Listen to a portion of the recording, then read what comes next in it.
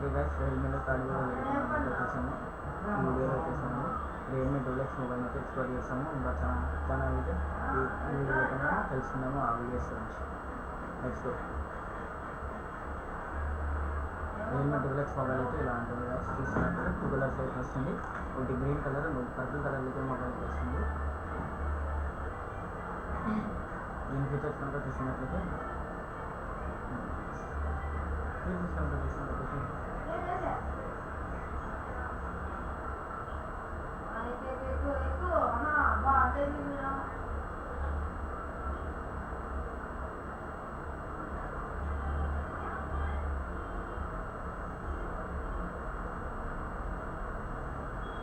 Features వచ్చేసి overall 6.67 FHD display.